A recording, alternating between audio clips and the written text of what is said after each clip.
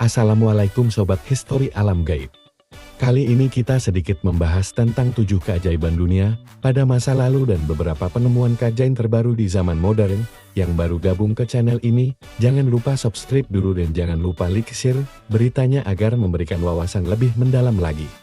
7 keajaiban dunia adalah daftar monumen luar biasa yang dianggap sebagai contoh puncak arsitektur dan seni dari berbagai periode sejarah. Ada beberapa versi daftar ini, termasuk 7 keajaiban dunia kuno dan 7 keajaiban dunia modern. Berikut adalah daftarnya. Di peringkat pertama kita akan bahas tentang Candi Borobudur, keajaiban warisan dunia dari Indonesia.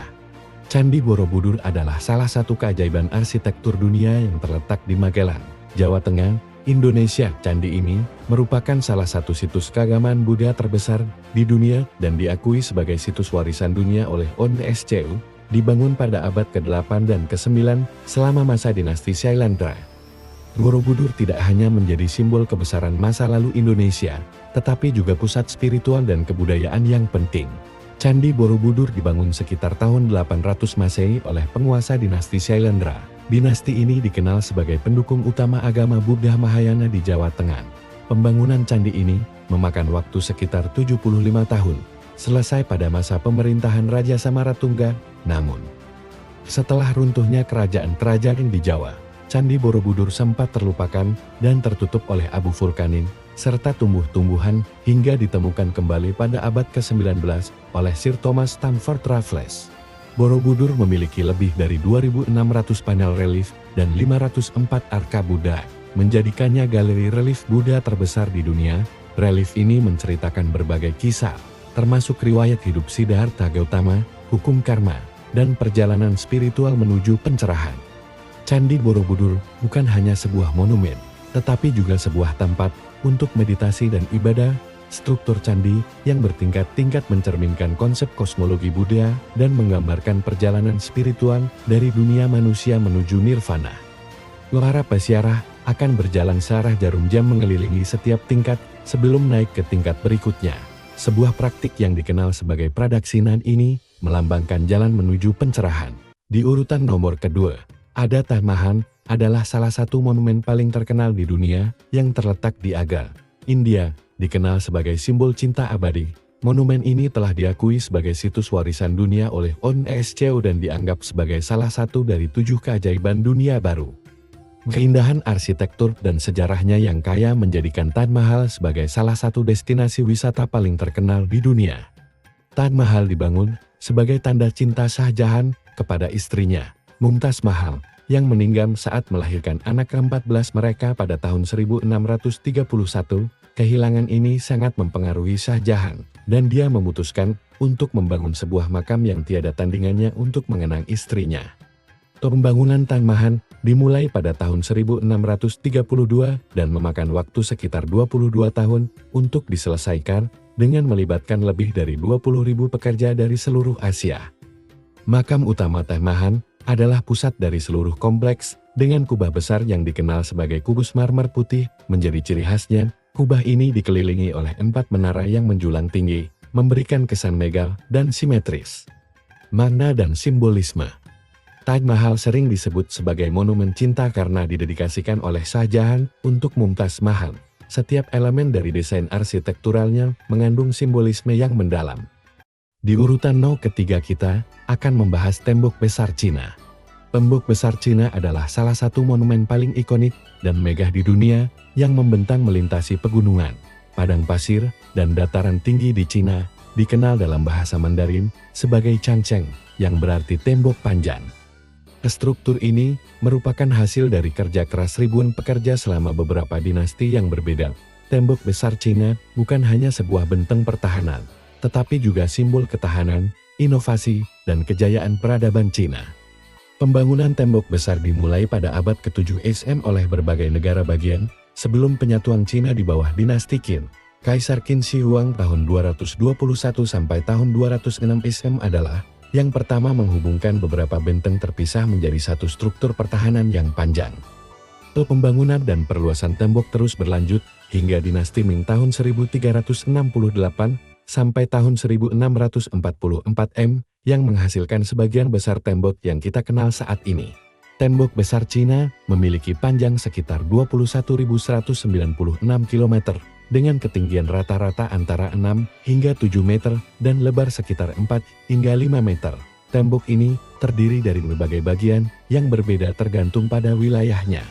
Selama berabad-abad, bagian-bagian dari tembok besar telah mengalami kerusakan akibat erosi alam, pencurian batu, dan pembangunan modern. Pemerintah Cina bersama dengan organisasi internasional seperti UNESCO, telah melakukan berbagai upaya pemugaran dan pelestarian untuk melindungi warisan ini. Beberapa bagian tembok yang terkenal, seperti Badaling dan Mutianyu, telah dipugar dan dibuka untuk wisatawan.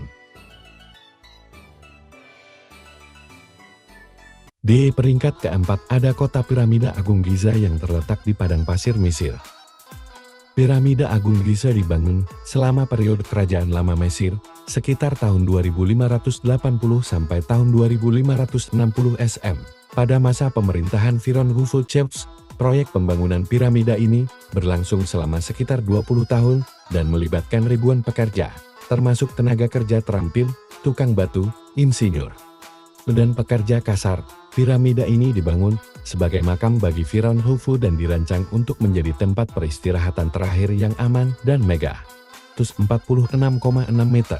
Tetapi seiring berjalannya waktu dan erosi, tingginya kini sekitar 138,8 meter. Struktur ini terdiri dari sekitar 2,3 juta blok batu yang masing-masing beratnya rata-rata 2,5 ton.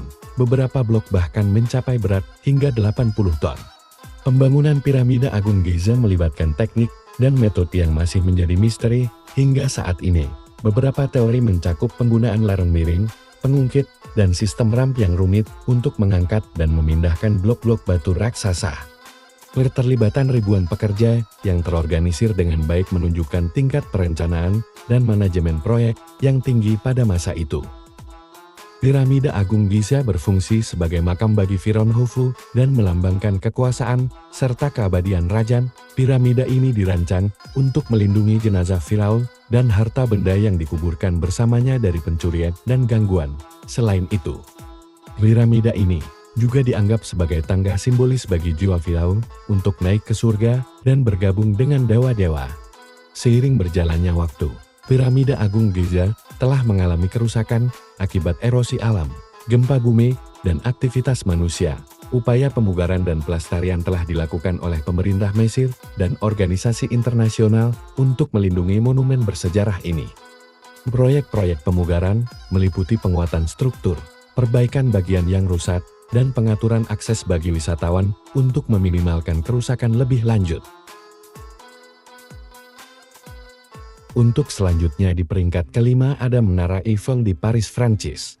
Menara Eiffel, atau La Tour Eiffel dalam bahasa Prancis, adalah salah satu struktur paling dikenal di dunia, terletak di tepi Sungai Seine di Paris. Menara ini adalah simbol kota dan negara Prancis, dibangun untuk pameran dunia tahun 1889.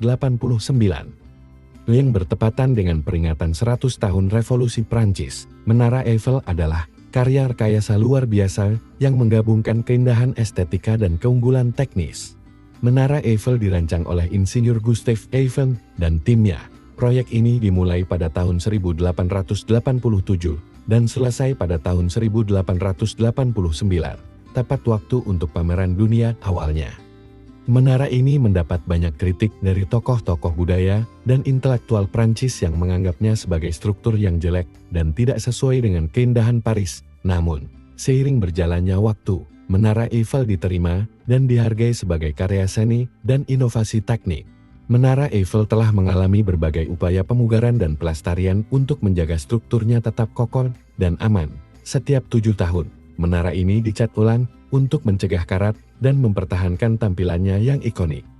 Pemeliharaan rutin dan pembaruan teknologi juga dilakukan untuk memastikan keamanan dan kenyamanan pengunjung.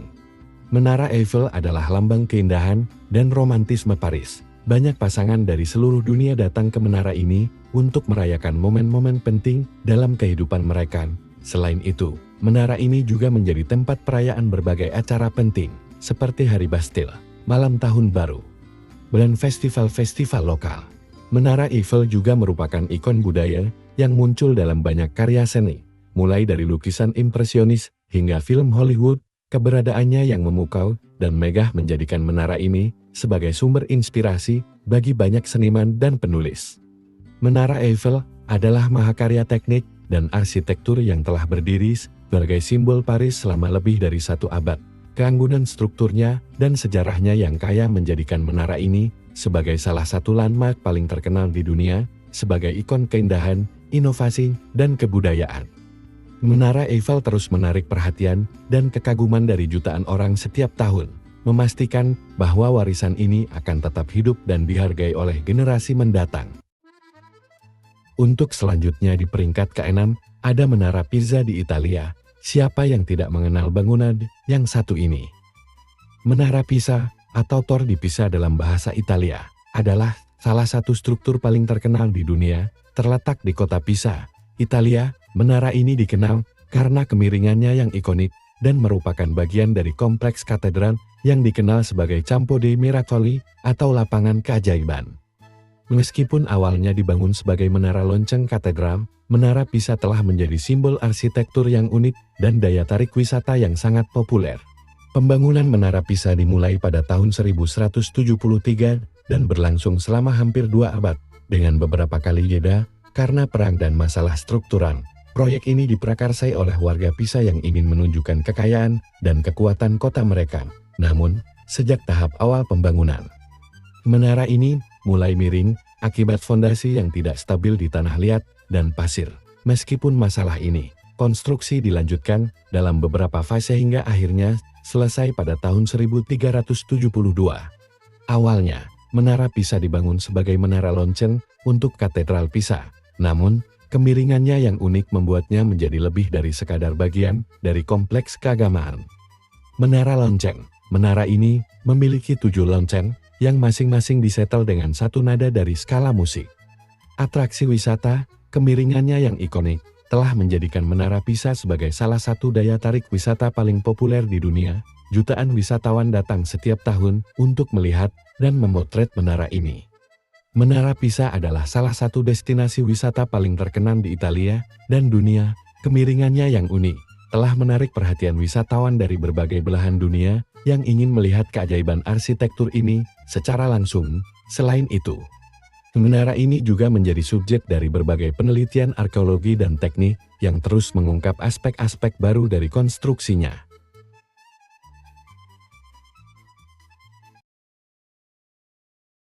Untuk pembahasan terakhir kita, peringkat ke-7 ada Colosseum.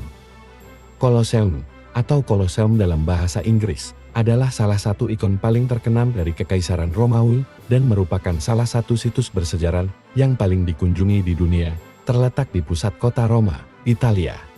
Colosseum adalah amfiteater terbesar yang pernah dibangun dan menjadi simbol kejayaan dan kemegahan arsitektur Romawi, dibangun pada abad pertama Masehi. Pembangunan Colosseum dimulai pada tahun 70-72 Masehi di bawah pemerintahan Kaisar Vespasian dari dinasti Flavian dan selesai pada tahun 80 Masehi di bawah putranya, Titus. Nama aslinya adalah Amphitheatrum Flavium, untuk menghormati dinasti yang membangunnya. Nama Colosseum berasal dari patung besar Colossus Nero yang dulunya berdiri di dekatnya.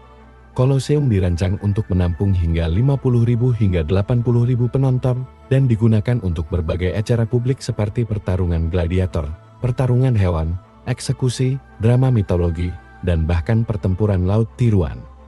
Colosseum telah mengalami berbagai kerusakan selama berabad-abad akibat gempa bumi, penjarahan, dan pencurian batu. Pada abad pertengahan, batu dari Colosseum digunakan untuk membangun gereja, istana, dan bangunan lain di Roma. Upaya pelestarian modern dimulai pada abad ke-19 dan terus berlanjut hingga hari ini.